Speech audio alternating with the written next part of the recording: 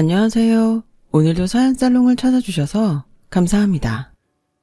올해 40이 된 하나이의 엄마이자 둘째를 임신 중인 여자입니다. 요즘은 사는 것이 힘들어 아이를 포기한 부부가 많다고 하죠. 그런데 또 반면 아이를 간절히 바랐지만 아이가 생기지 않아서 고생하는 불임 부부도 이 세상에는 많은 것 같아요. 저희 부부도 한때 아이를 간절히 원했지만 결혼한 지 7년이 지났음에도 아이를 못 가져 고생한 부부였어요. 저는 물론이고 남편도 결혼 전부터 아이를 참 좋아했는데 그랬던 저희 부부가 불임이라니 저는 인정할 수가 없었어요. 그렇다 보니 저는 계속 임신에 집착했고 남편은 그런 저를 걱정하며 매일매일 힘든 시간을 보내야 했어요. 게다가 불임의 원인이 원인 불명이라고 해서 그 점이 저를 정말 힘들게 했는데요. 이유를 알 수 없으니 노력하면 되지 않을까 하는 촛불 같은 희망에 저는 다니던 직장도 그만둔 채 시험관 시술에 매달렸어요. 하지만 무엇이 문제인지 도통 아이는 생기지 않더군요. 저는 점점 예민해져만 갔는데요. 남편이 그 점을 가장 힘들어 하더라고요. 저는 원래 긍정적이고 명랑한 사람이었어요. 하지만 계속되는 임신 실패와 하루 종일 집에만 틀어박혀 임신 생각만 하고 있으니 성격도 변했고 한 번은 남편이 도저히 이렇게는 살 수 없다며 저에게 심각한 얼굴로 이렇게 말했어요. 자기야, 우리 결혼한 지 벌써 8년 차야. 난 솔직히 이제 시험관 가기도 그만하고 싶어. 우리 그냥 인정하자. 애 없이 사는 부부도 세상엔 많아. 그래서 지금 애를 포기하자는 거야? 난 싫어. 못해. 자기 애 좋아하는 거 누구보다 내가 잘 알아. 남들의 부러운 눈으로 보던 자기 얼굴 내가 다 봤는걸. 난 꼭 애 낳을 거야. 그럼 결정해. 나는 도저히 이렇게는 못 살겠어. 애야 나야. 당신이 계속 임신에 집착한다면 난 당신하고 이혼할 거야. 뭐라고? 자기 지금 나 애 못 낳는다고 이혼하자는 거야? 지영아, 제발 정신 좀 차려. 애 못 낳아도 되니까 그만하자는 거잖아. 왜 내 마음을 그렇게 모르냐? 너 원래 안 그랬잖아. 네, 저는 거의 제정신이 아니었어요.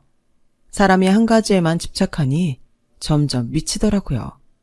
게다가 남편은 아들 둘 있는 집안의 장남이었는데 시부모님이 아무 말도 하지 않았음에도 이상하게 저는 시부모님의 눈치를 보며 마치 죄인인 것처럼 위축이 됐어요. 그렇다 보니 시부모님 뵙는 것도 힘이 들더라고요.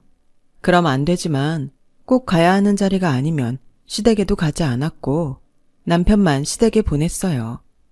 시부모님도 대충은 제 마음을 아셨는지 그 부분에도 아무런 말씀을 하시지 않았는데 한 번은 남편이 지방으로 출장을 가게 돼서 집을 비우게 되었는데 하루 종일 배가 고프지 않아서 밥도 먹지 않고 멍한 눈으로 창밖만 바라보고 있었는데 초인종이 울렸어요. 하지만 저는 올 사람도 없으니 그 초인종 소리를 무시했죠. 그러다 사람 없는 줄 알고 가겠지 했는데 오히려 초인종 소리에도 꼼짝하지 않자 문을 쾅쾅 요란하게 두드리는데 두 소리에 짜증이 확 나더라고요.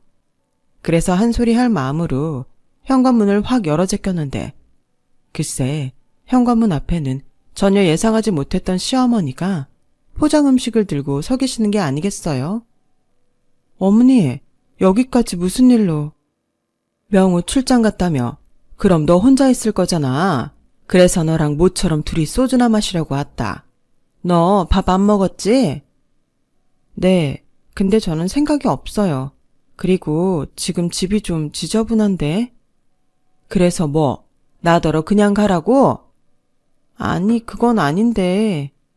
그러지 말고 안에 들어가자. 집이 지저분하면 어때? 가정집에 항상 깨끗하라는 법 있니? 다 괜찮아. 나 진짜 너랑 소주 마시고 싶어서 왔다니까? 너도 알다시피 네 아버지가 고지식한 양반이라 여자 술 마시는 거 싫어하잖아. 내가 이 나이에도 이렇게 남편 눈치를 보고 산다. 뭐해? 안 들어가고.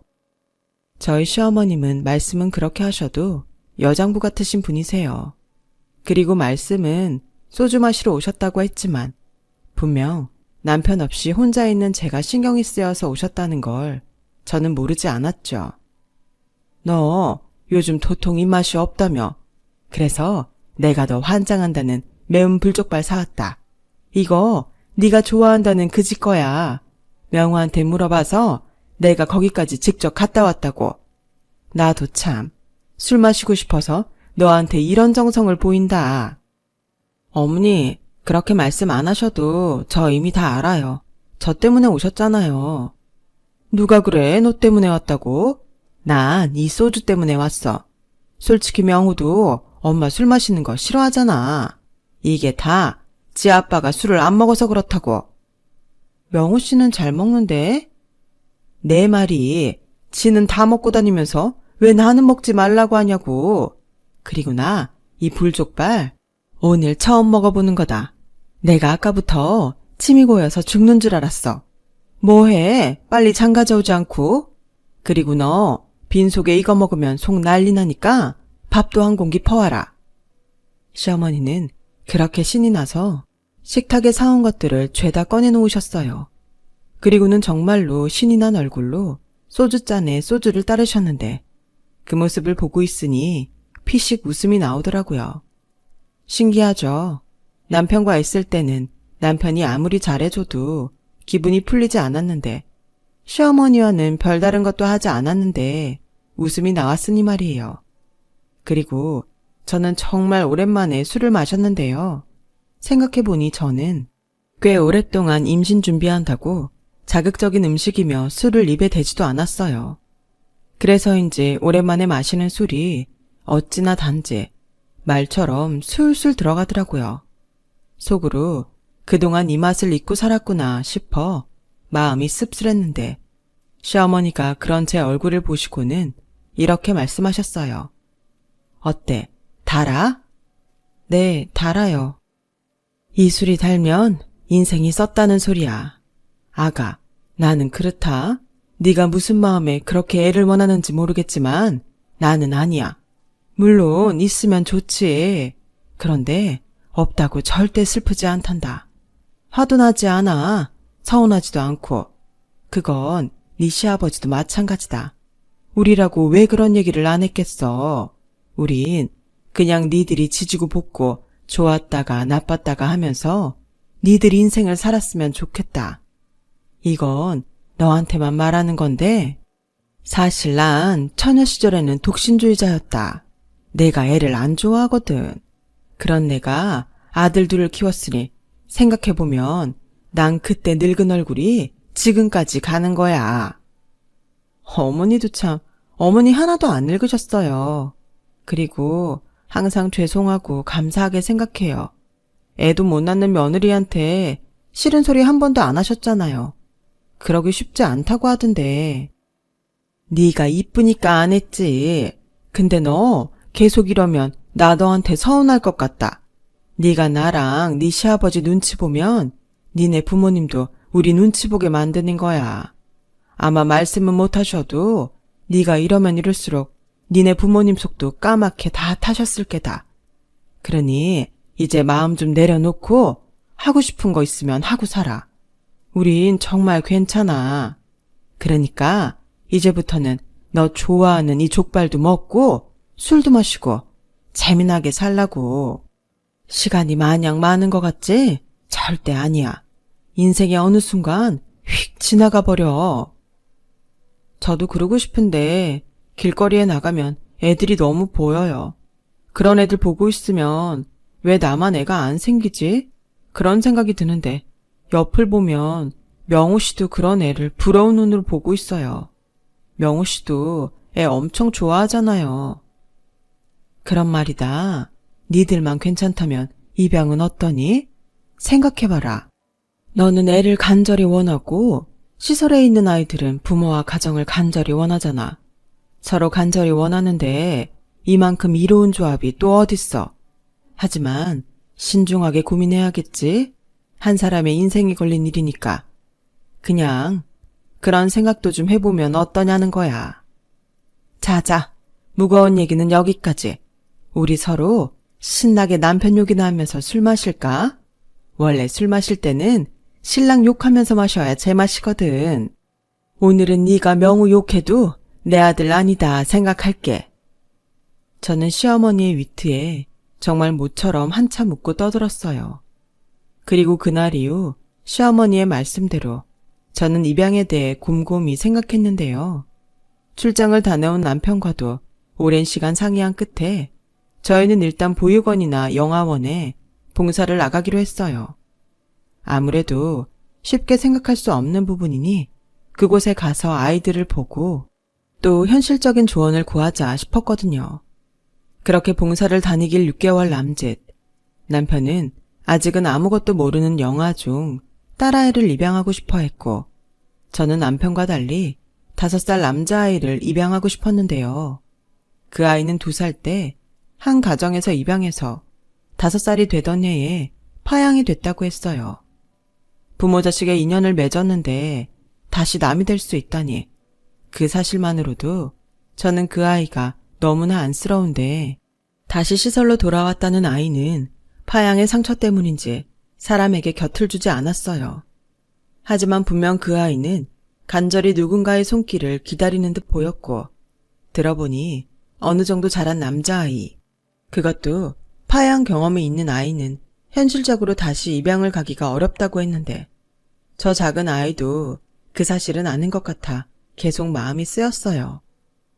너는 이름이 뭐야? 아줌마 이름은 임지영이야. 우리 여기서 자주 봤는데 나 기억해? 몇 번을 물어도 아이는 대답하지 않았죠. 남편은 저런 아이를 입양하면 너무 힘들 것 같다고 저를 말렸는데요. 이상하게 저는 그 아이가 아니면 안 될 것 같았어요. 이런 표현이 올바를지 모르겠지만 사람이 무섭지만 역시 사람이 너무 좋은 버림받은 강아지 같았거든요. 3달이 넘게 그 아이의 마음을 얻으려고 저는 부단히도 노력했어요. 하지만 꽁꽁 닫힌 그 마음은 좀처럼 열리지 않았는데, 한편으로는 그런 생각도 들더군요. 아이가 저렇게 원하지 않는데 계속 강요하는 것도 도리가 아닌 것 같았어요. 그래서 애써 마음을 단념하려 했는데 저 역시도 그 과정이 꽤 힘들어 그 즈음 운전하다 가벼운 접촉사고가 나서 병원에 입원하게 되었어요. 제가 사고로 보육원에 가지 못하자 수녀님이 전화를 주셔서는 뜻밖의 이야기를 해주시더라고요. 글쎄, 그렇게 곁을 주지 않았던 그 아이가 제가 보육원에 오지 않자 하루 종일 문 앞에서 저를 기다리는 듯 한참을 서 있더라는 거였죠. 그 순간 누가 말해주지 않았는데도 저는 그 아이의 마음을 알 것 같았고, 내내 저를 기다렸을 아이를 생각하니 마음이 이상하게 요동치기 시작했는데, 아무래도 아이는 또 버림받을 것이 두려워 저에게 선뜻 다가오지 못했던 것이 아닐까 싶었어요. 그러면서 사실은 그 누구보다 제 손을 잡고 싶었던 건 아니었을까 하는 생각을 했어요. 그 생각까지 미치자 저는 도저히 병원에 있을 수 없었어요. 그래서 다음날 병원에서는 움직이지 말라고 했지만 저는 아픈 것도 모르겠다며 무작정 퇴원해 보육원부터 찾아갔고, 정말로 수녀님 말처럼 문 앞에 혼자 서 있는 그 아이를 보게 됐는데요. 깁스를 한 저를 본 아이는 왕방울 같은 눈을 하고 걱정하듯 저를 쳐다봤고, 그때 운명처럼 느낌이 왔어요. 우리는 이미 모자의 연이 제대로 이어져 있다는 것을요. 그 후 저희 부부는 꽤 길고 까다로운 절차를 기쁜 마음으로 모두 끝냈고, 드디어 정식으로 그 아이를 저희 부부의 아들로 삼게 되었는데, 제 이름과 남편의 이름을 따서 아들에게 영우라는 이름을 지어주었어요. 그리고 처음 그 아이의 이름을 부르던 순간을 지금도 잊을 수가 없는데요. 제가 설레는 마음으로 영우야? 라고 부르자 아이가 저를 쳐다봤는데 가슴이 너무 벅차더라고요. 그렇게 저는 바라던 대로 한 아이의 엄마가 되었어요. 남편도 걱정을 했지만 영우가 생각보다 적응을 잘해줘서 큰 문제는 없었죠. 시부모님도 저희 친정 부모님도 영우를 친손주처럼 반기셨는데, 그중 당신은 아이를 좋아하지 않는다던 시어머니가 가장 많이 저희 아들을 좋아하셨어요.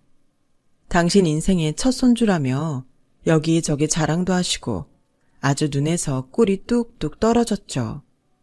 그렇게 가족들의 사랑을 듬뿍 받은 아이는 금세 밝고 명랑한 아이의 모습으로 변했고, 그러다 문득 예전에 꽃집 사장님에게 들었던 말이 떠올랐는데요. 예전에 아이가 생기지 않아 식물을 키운 적이 있었는데 찾던 화분이 있긴 했지만 어딘가 약해 보이고 꽃이 풍성하지 않아 살지 말지를 고민하는데 그때 꽃집 사장님이 그러셨어요. 식물도 주인의 애정을 많이 주면 건강해지고 예뻐져요. 역시 살아있는 모든 것들은 사랑과 마음을 주면 예뻐지나 봐요. 저는 아이의 달라진 모습을 보며 입양을 해서 다행이라는 생각을 하게 됐고, 그 후로는 아이 때문이라도 더욱 열심히 살아야겠다는 생각을 하게 됐어요. 그렇게 열심히 살다 보니 어느덧 영우가 초등학교에 들어가 저도 학부형이 되었죠. 그리고 그쯤 저희 집안에 또 다른 경사가 있었는데 결혼은 절대 생각이 없다던 도련님이 결혼하고 싶은 여자가 생겼다고 6살 어리고 얼굴도 무슨 모델처럼 예쁜 아가씨를 가족들에게 소개했는데 시부모님은 물론이고 저희 식구들까지 새 식구 맞을 생각에 잔뜩 신이 나 있었어요.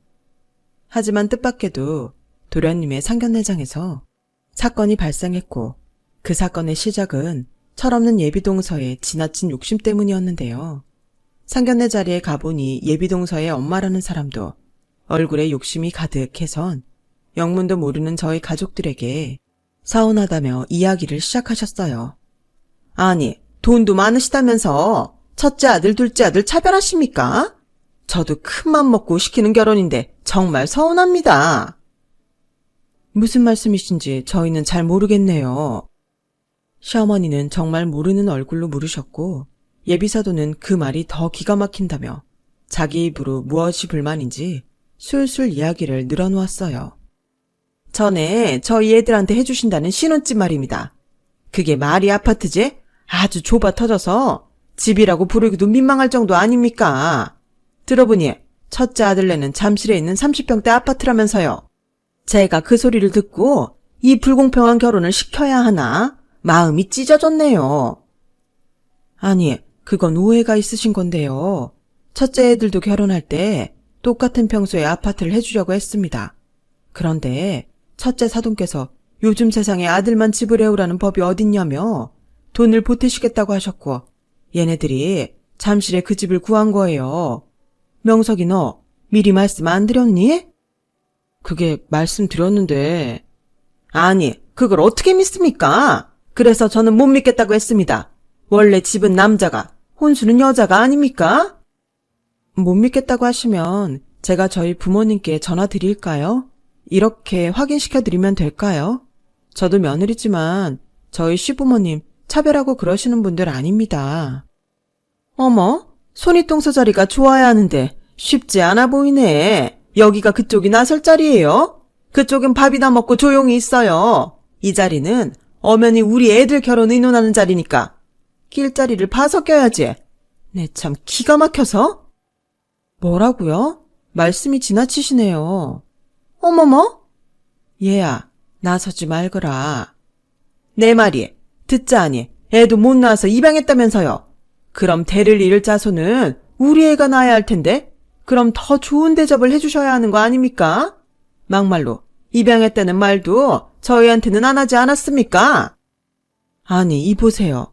입양한 게 무슨 죄도 아니고 그걸 말해야 합니까? 명석이가 입양한 것도 아닌데. 그래도 집안에 누구 씨인지도 모를 아이가 있다는 건 중요한 일이죠. 저희 딸아이가 그 집 아이를 낳으면 당연히 영향이 있을 텐데요. 예비동서의 엄마라는 사람은 정말 최악이었어요. 그리고 저는 시부모님 체변을 위해 분노에 온몸이 부들부들거리는데도 두 주먹을 꼭 쥐며 간신히 참고 있었는데요. 그 순간 시아버님이 더는 못 참겠다는 얼굴로 자리를 박차고 일어나셨고 이렇게 말씀하셨어요. 제가 가만히 듣자 하니 그쪽 집안과 저희 집안은 맞는 것 같지 않습니다. 이 결혼 없던 일로 하시죠. 아니, 진심입니까? 네. 저희는 저희 손주가 너무 사랑스럽고 귀합니다. 그런 아이를 함부로 말씀하시는 분과는 가족의 연을 맺을 수 없겠네요. 시아버님이 그렇게 말씀하시고 시어머니와 저희 부부에게 일어나라고 하셨어요. 그러자 도련님만 일어날 수도 또 그 자리에 계속 앉아있지도 못해 안절부절했는데 좀 전까지 기세등등한 예비동서의 엄마가 이런 상황은 예상하지 못했는지 많이 당황한 눈치였어요. 게다가 예비동서는 잔뜩 뿔이 난 얼굴로 자기 엄마를 노려보는데 그 모습이 참 가관이더군요. 그렇게 저희 가족은 결혼을 파투내고 나왔고 시어머니는 시아버님에게 모처럼 맞는 말을 했다며 잘했다고 어깨까지 주물러 주셨는데 저희 가족이 주차장에 도착하자 저 멀리서 도련님이 다급히 뛰어오는 모습이 보였어요. 엄마, 아버지, 정말 이대로 가실 거예요? 혼자 산다고 하더니 그렇게 기다린 네 짝이 저런 집안 사람이니? 네, 네가 이 결혼을 꼭 하고 싶다면 말리지는 않으마. 너도 성인인데 선택할 권리가 있지. 하지만 네가 그 집사람과 결혼을 한다면 우리는 안 보고 사는 걸로 하자. 너도 알지? 우리 영우가 어떤 앤지. 그리고 미리 말하는데 신혼집도 기대하지 마. 감사할 줄 모르는 사람한테는 10원 한 장도 쓰고 싶지 않아. 그렇죠, 여보? 당연한 소리 그만하고 얼른 가자고. 우리 영우 끝날 시간이잖아. 나 얼마 먹지도 못해서 배고파. 영우 데리고 근처에 짜장면이나 먹자고. 니들도 같이 가. 그래도 소영이는 착해요. 영우도 이쁘다고 했어요. 착한 애가 예비 시부모님이 해주는 아파트 성에 안 찬다고 그러냐? 형, 그야 그건 소영이 어머님이. 됐어 임마. 형도 이번에 너한테 실망했어. 여자 보는 눈이 높아서 큰일이라고 생각했더니 도대체 넌 뭘 본 거야? 영우 아빠 그만해. 도련님도 몰랐겠지. 도련님 저희 갈게요. 생각 잘해보시고 결정하세요. 제가 도움은 못 되겠지만 도련님 선택 존중할게요. 저는 그렇게 말하고 남편이 운전하는 차에 탔어요. 그리고 시부모님과 다 같이 영우가 다니는 학교 앞으로 갔고 하교하는 영우를 데리고 한 중화요리점을 갔는데요.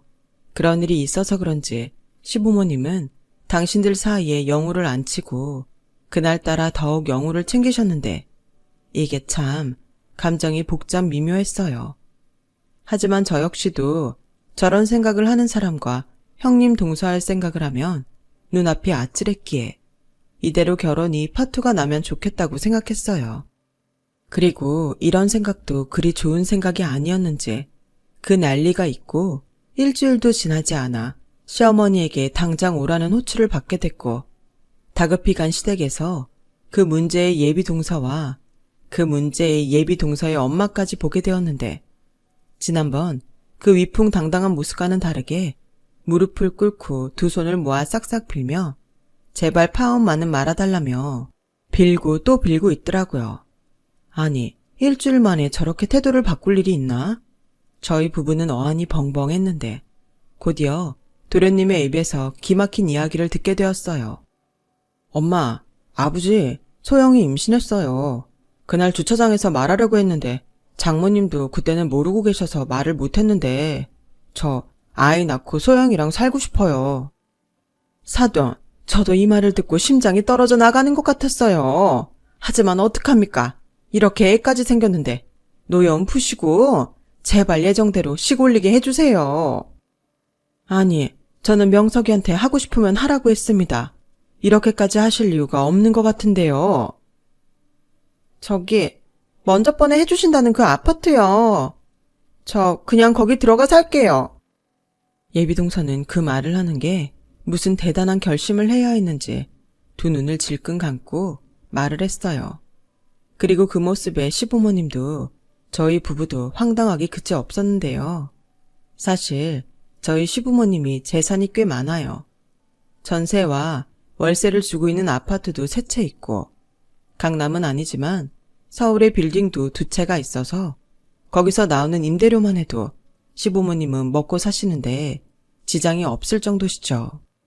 하지만 시부모님은 사람이 사지 육신 멀쩡한데 왜 노냐고 나이와 건강이 허락하는 선에서는 일을 해야 한다는 주의셨는데 그래서 두 분이 알게 모르게 기부도 많이 하시고 그래요. 저 역시 그 모습이 너무 보기 좋아. 우리도 형편이 되면 나중에 시부모님처럼 살자고 남편과 약속했는데 아무래도 예비동서는 도련님에게 시부모님 재산을 듣고 다른 생각을 했던 것 같았죠. 아무튼 시어머니는 뒷목을 잡았지만 이미 임신한 며느리를 매몰차게 뿌리치지는 못했어요. 시아버님도 마찬가지로 더 이상의 반대는 하지 못하셨고 원래 해주기로 한 20평대 작은 아파트를 하나 해주는 걸로 결혼 이야기를 마무리 지으셨는데요. 기껏 허락을 받고 돌아가는 예비동서와 예비동서 엄마는 실컷 풀이 죽어 시댁을 나섰어요. 남편이 집에 오는 길에 그러더군요. 임신했다고 하니 부모님이 조금 더 챙겨주지 않을까 기대했던 거 아니냐고요. 저는 설마 했지만 이후 정식으로 결혼 준비를 하는 동서를 보니 동서도 그렇고 동서 집도 그리 돈은 없어 보였는데요. 그도 그럴 것이 동서가 해온 혼수라고는 딸랑 침대 하나였어요.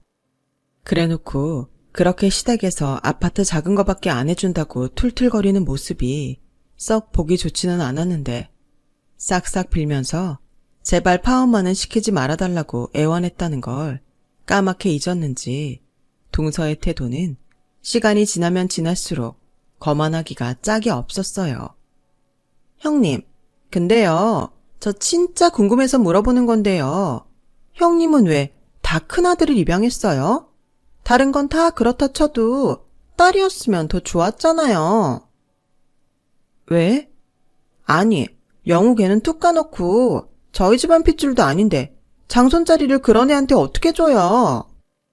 뭐라고? 그런 애? 동서, 지금 나랑 싸우자는 거지? 에이, 아니요. 형님은 영우 얘기만 나오면 이렇게 예민하시다니까? 형님도 말씀은 아니라고 해도 의식하니까 그러는 거 아니세요? 설마 아버님 어머님이 친손주 보시면 영우 찬밥 될까봐 그러시나? 뭐야? 동서 말 다 했어. 그렇잖아요. 입양한 손자도 그렇게 아끼시는데 두 분 핏줄인 우리 애가 태어나면 누가 더 이쁘겠어요? 오죽하면 핏줄은 당긴다는 말이 다 있을까? 그래서 저는 숙모된 입장에서 걱정돼서 그래요. 입양된 애들 팔자가 결국엔 다 그렇더라고요. 동서는 임신한 게 아주 벼슬인가 봐. 내가 처음이자 마지막으로 말하는데 그 입 조심해. 다음에 또 이렇게 똥인지 된장인지 구별 못하면 그때는 바로 네 머리차부터 잡을 테니까. 하긴 너도 그 애 아니었음 결혼도 못했을 텐데 얼마나 고맙겠니. 하지만 또 한 번 우리 애 입양하니 뭐니 떠들었다간 동서고 뭐고 없는 줄 알아. 알겠어? 천박하고 무식해서 상대 안 하려고 했더니 비켜. 저는 제 말에 씩씩거리며 지랄 발광하는 동서를 뒤로하고 남편과 영우가 있는 곳으로 갔는데요. 저에게 무슨 일이 있었는지 모르는 남편과 영우는 저를 보며 활짝 웃는데 그 미소를 보니 저는 더욱 가슴이 아팠어요. 우린 이렇게 한 가족이라는 이름으로 행복한데 자꾸만 동서가 흠집을 내려는 것 같아 저도 예민해지더라고요. 그 후 동서는 제 눈치를 살살 보기 시작했어요. 애당초 동서와 잘 지낼 마음까지는 없었던 저였기에 동서가 눈치를 보고 알아서 조심하니 이건 이거대로 됐다는 생각을 했는데 몇 달 후 동서가 아들을 낳았어요. 그러자 동서는 마치 왕자를 낳은 후궁처럼 저와 시어머니 앞에서 콧대를 높였고 저는 그러든지 말든지 하며 도련님께 축하금이 든 봉투를 드렸는데 그 모습을 본 시어머니가 당신도 봉투를 해왔다며 동서에게 수고했다고 딱 봐도 두툼한 봉투를 건네셨어요. 그러자 동서는 눈이 반짝반짝해서는 시어머니가 준 봉투를 받아 그 자리에서 액수를 확인했고 액수가 기대했던 것과 달랐는지 눈물까지 글썽이며 원망하듯 말을 늘어놓는데 정말이지 기가 막혔어요. 어머니, 제가 아들을 낳았는데 고작 300만 원 주시는 거예요? 3천도 아니고요? 뭐? 3천? 넌 무슨 애가 아들 낳고 그렇게 돈돈거리냐? 그렇잖아요. 어머니는 첫 손주인데 못해도 최소 1,000만 원은 주셔야죠. 첫 손주? 네가 애를 낳더니 기억 상실이라도 됐니? 나한테는 이미 손주가 있다. 너네가 우리 영우 그런 식으로 무시하지 말라고 했지? 몰라요. 입양한 손주는 그렇게 끼고 사시면서 정작 핏줄인 저희 아들한테는 어쩌면 그러세요? 이 돈 가지고는 저 조리원도 못 들어간단 말이에요. 제가 들어갈 조리원이 1,000만 원인데 꼴랑 200~300 가지고 저더러 어쩌라고요. 뭐야? 무슨 산후조리를 하는데 1,000만 원이나 해? 네가 무슨 귀부인이야 뭐야? 어머, 말씀하시는 것 좀 봐. 오빠가 무슨 말이라도 해봐. 소영아, 그러게 내가 이건 좀 아니라고 했잖아. 남은 돈은 내가 알아서 할게. 그만해. 오빠 돈이 오빠 돈이야? 우리 돈이지. 그리고 원래 산후조리비는 시댁에서 해주는 거야. 어머니, 저 이 돈으로는 산후조리 못해요. 나머지 700 더 주세요. 나 참 기가 막혀서 산후조리 친정 엄마가 해준다는 말은 들었어도 산후조리비 시댁에서 해주는 거라는 건 너한테 처음 듣는다. 난 그 이상은 못 줘. 그것만으로도 감지덕진 줄 알아. 어머니, 진짜 너무하세요. 돈도 많으시면서. 좋아요. 그럼 앞으로 저희 아들은 못 보신다는 거 아세요. 요즘은 능력 없으면 손주 얼굴도 제대로 못 보는 세상이에요. 동서 애 낳다니 완전히 미친 거 아니야? 형님도 부러우면 가만히 계세요. 애를 낳아봤어야 알지. 저는 동서의 그 말에 그만 욱해서 가방을 든 손을 번쩍 올렸는데요. 시어머니는 그런 제 손을 잡으시면서 동서에게 환한 미소로 이렇게 말씀하셨어요. 그래, 네 말을 들으니 이제 내 알겠다. 그러니까 네 말은 나랑 네 시아버지가 돈을 풀지 않으면 네 아들을 보여주지 않겠다. 이 소리지? 네, 저희 아들이 어떤 아이예요? 이 집안 대를 이을 귀한 혈통이잖아요. 하물며 그 입양한 애도 손자라고 아끼시면서 저희 아들한테는 그 정도는 해주셔야죠. 그래야 나중에 영우 걔도 지가 장손이니 뭐니 깝치지 못하게. 야, 뭐? 깝친다고? 이게 애를 낳더니 눈에 뵈는 게 없구나. 저는 그만 이성을 잃고 동서에게 야라고 해버렸어요. 그러자 시어머니는 저를 병실 문으로 데려가셨는데요. 그러고는 침착한 얼굴로 동서에게 가셨고 대화를 이어나가셨어요. 그래, 내가 미처 거기까지는 몰랐다. 그럼 나랑 네 시아버지는 앞으로 네 아들 안 보는 걸로 하자. 너 받은 그 300도 다시 이리 다오. 난 굳이 네 아들을 돈까지 줘가면서 보고 싶지는 않아. 나한테는 이미 귀한 장손이 있는데 내가 뭐가 아쉬워서 그렇게 한다니? 됐다 그래라. 뭐해? 그 돈이나 빨리 주지 않고 그 돈으로 우리 영우 자전거나 좋은 걸로 하나 사줘야겠다. 어머니 진짜 미친 거 아니세요? 아니 어떻게 제 아들이 보육원 출신보다 못해요. 저희 아이는 어머님 핏줄인데. 너 그 입 안 닥쳐? 이게 큰 소리 안 내려고 사람이 참는데 어디 어른 앞에서 악을 써. 너 네 친정에서 그렇게 배웠니? 명석이 너 다시는 나나 네 형네 연락하지 마라. 우리 연 여기서 끊자. 엄마 그래도 너도 머리가 있으면 생각을 해. 누가 내 손주 안 귀하대? 근데 이게 맞아? 지금 이게 정상이야? 내가 너 이렇게 키웠어? 죄송해요. 남한테 피해주지 말고 잘 살아라. 우리는 이만 가자. 이딴 곳에 영우 안 데려오길 천만다행이다.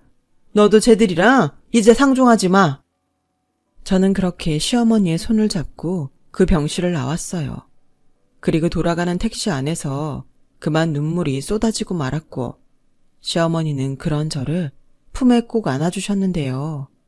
그 후 시어머니는 물론이고 이 사실을 안 시아버님도 단단히 화가 나서 도련님네와 완전히 연을 끊어버리겠다고 하셨고 도련님이 뒤늦게 전화를 수십 통도 넘게 했는데 그 전화도 모두 받지 않았다고 하시더라고요.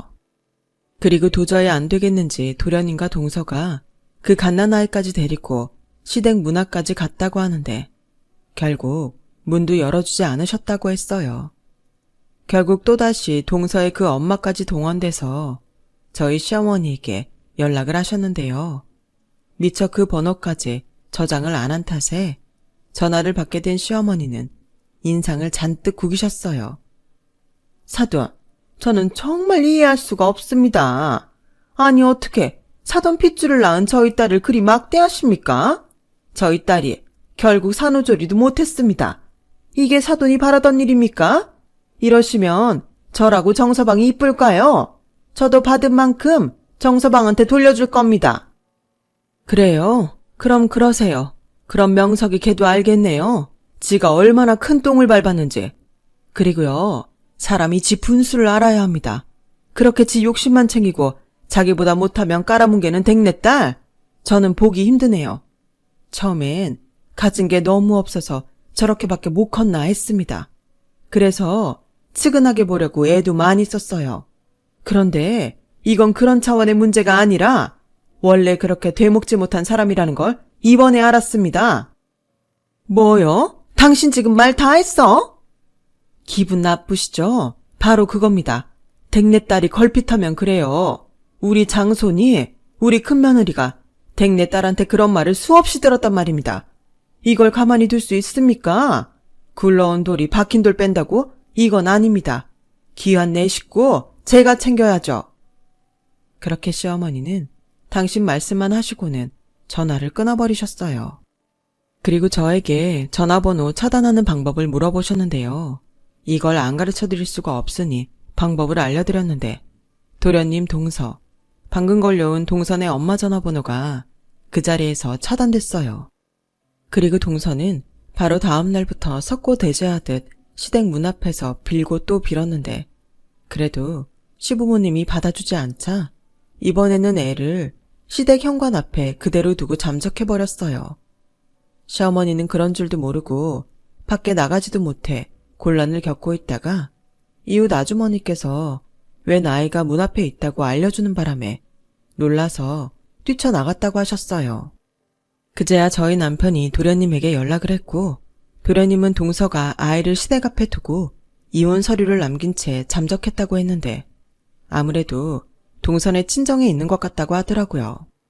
그러면서 도련님 장모가 이건 다 저희 시어머니 때문에 일어난 일이라며 이혼을 하던 시부모 마음을 돌려놓고 그에 합당한 돈을 받아오라고 했다는데 그제야 저희 도련님도 이건 아니다 싶어서 그대로 이혼 서류를 작성해 처가에 보내고 살던 집도 정리해서 시아버님에게 돌려드렸다는데 동서는 왜 그렇게 생각이 짧은지 저는 도통 이해할 수가 없었어요.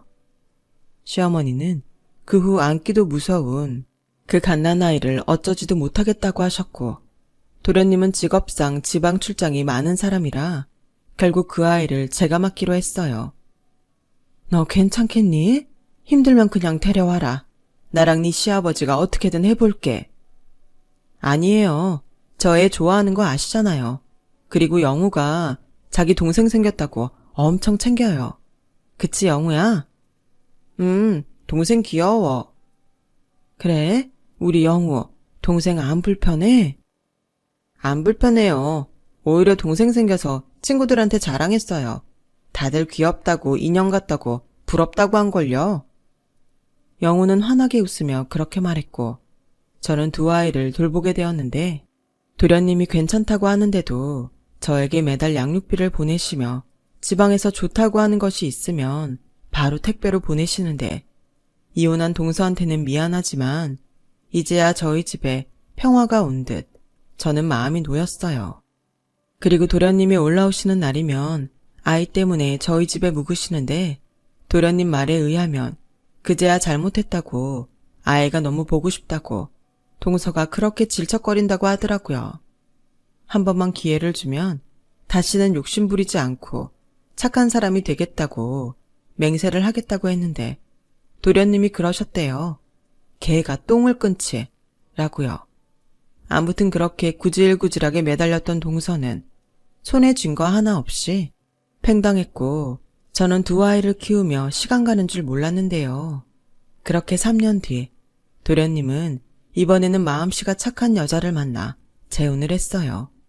그리고 아이도 데리고 가셨는데 조카가 부모 품으로 돌아가서 다행이다 싶기도 하고 또 한편으로는 제 손으로 키워 그런지 허전하고 서운하기도 했는데요. 그런 저에게 하늘도 선물을 주고 싶으셨는지 기적처럼 자연 임신을 하게 됐어요. 그렇게 바라던 임신이었는데 정작 그게 현실이 되니 실감이 나지 않더라고요. 산부인과에서 힘차게 뛰는 아이의 심장 소리를 듣고 나니 그간 마음 졸였던 임신을 기다렸던 날이 떠올라 그만 울컥하고 눈물을 쏟고 말았어요.